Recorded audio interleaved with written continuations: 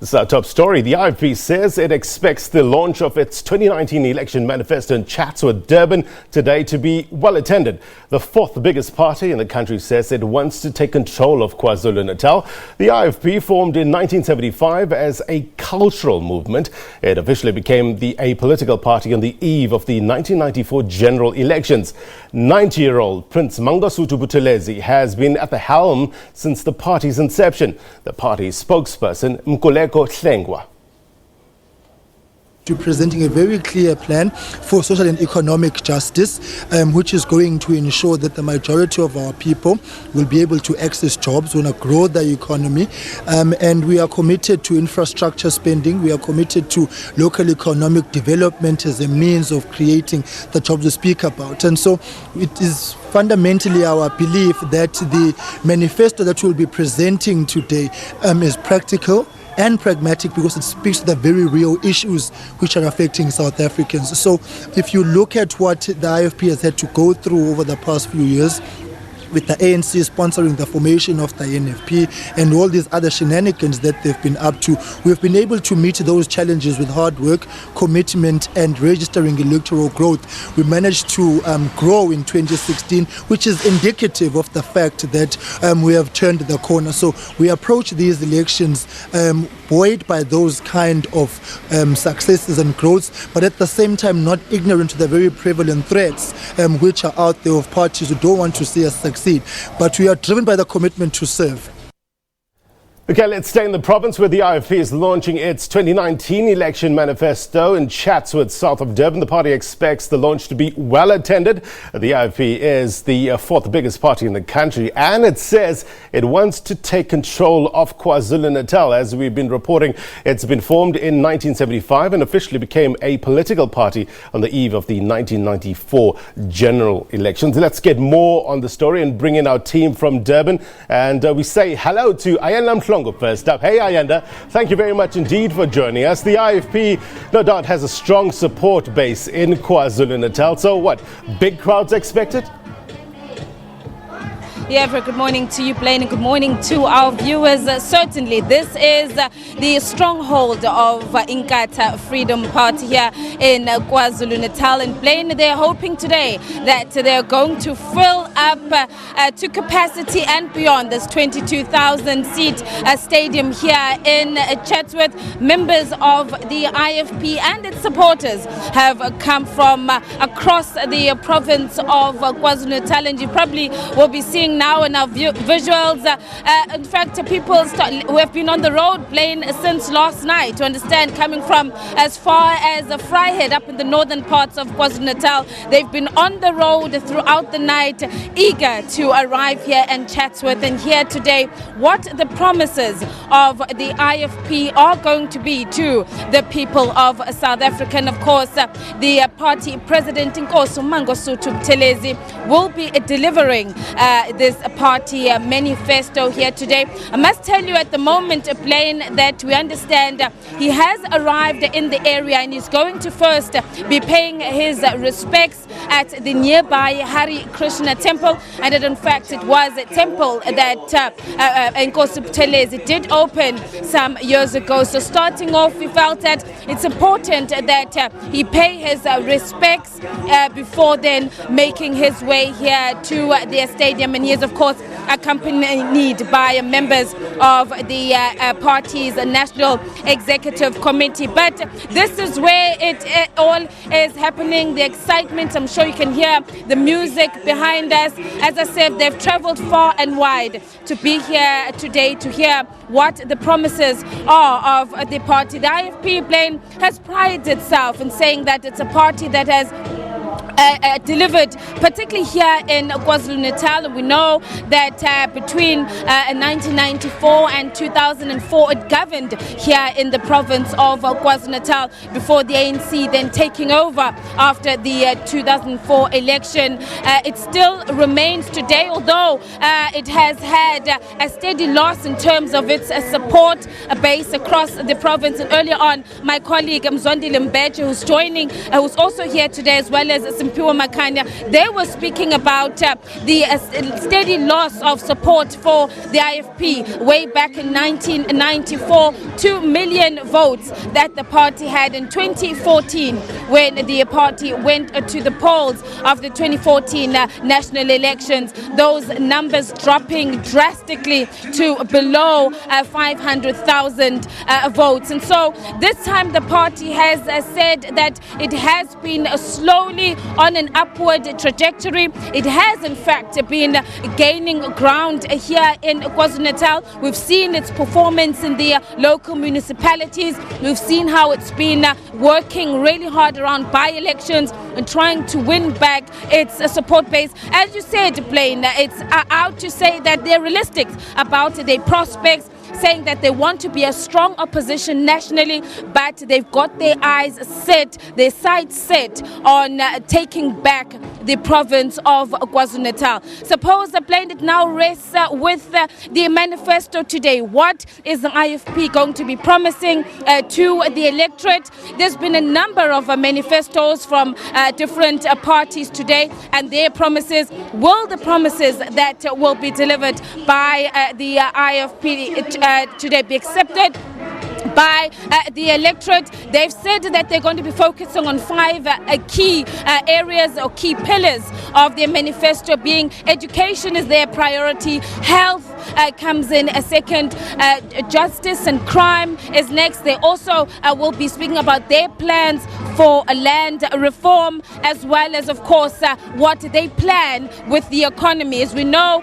that jobs, thousands of people that are unemployed in South Africa, and that has been, in fact, of all parties, everybody in South Africans are eager to hear what the parties are promising them on the creation of jobs. And the IFP also recognizes the importance. It has said earlier on last week, in fact, we were speaking to the national treasurer of the IFP, Mr. Naren Singh, and he said that they have a clear plan on how they're going to create sustainable jobs, not just a part-time or short-time jobs, but they want to create decent, sustainable jobs. The IFP says it prides itself in having a plan between the time of 1994 and 2004 when it ran KwaZulu-Natal. It started the economic hubs in Newcastle, in Mandeni area.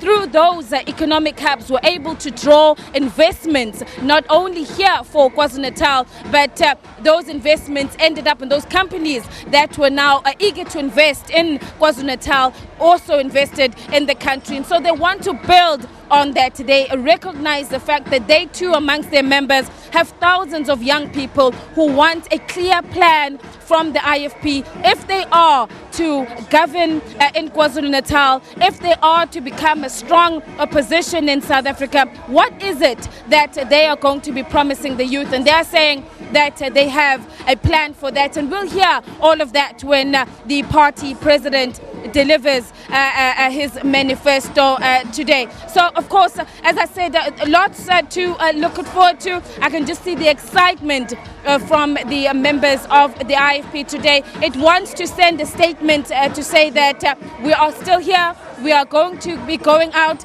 to contest these elections. We are still a party to be reckoned with. They are the 4th largest party in the National Parliament, the 3rd here in KwaZulu-Natal, of course, in 2014, after being pushed to the 3rd party and no longer the official opposition by the Democratic Alliance. But they're saying that we are back. We have sorted our internal issues, which is another problem that has faced the IFP, internal squabbles within the party, that as we speak about the manifesto, they've been hard at work behind the scene, sorting out the party, trying to deal with the leadership battles. They've also had struggles in some of the municipalities that they've been running. They've had to make changes to some of the senior positions, their deployees to the municipalities. They seem to say that now their house is in order and they are now ready to contest this election. But Blaine, it's all rests now. The party members have done all they can. They've brought the members here. South Africa will be watching. It now lies with that speech that will be delivered by Nkosi Mangosuthu Buthelezi. And I must say, Blaine, that as far as we understand it, this could possibly be his last speech. Yes. As you know, last year he did indicate that he was now going to be handing over the reins and naming the provincial leader Nkosi Nkosini Hlabisa as his likely successor. They have not yet gone to a national conference, which will then see the election of a new leadership. Since 2012, it's been 7 years that the party has been unable to elect a new leader. But they had said that now with the election so close, they aren't able to hold the election. They then asking that Nkosi Buthelezi take them through until the elections. And after the elections, the party says it hopes it will then elect a new leader. And the man whose name has already been tipped to take over from Nkosi Buthelezi is Nkosi Nkosini Hlabisa. Play. Look, we've got a package about Mr. Hlengwa actually clarifying certain issues with regards to this elective conference. Talk to us, Ian, about the people behind you and the mood. And I guess, you know, in terms of going into this elections, how they seeing it, put it into context, because we know that, you know, in 2014, the IFP won about 2.4% of the national vote, which gave them around 10 seats in parliament. But there was a strong comeback in 2016 during the local government elections. Numbers that our research team pulled out is that they captured about 4.25% of the popular vote, 432 seats and 7 councils. Obviously they're vying for more votes. Those people behind you, do they think that they can get it? Well, certainly the spirits are high here, Blaine, of the IFP members, saying that yes, they feel that the party is back.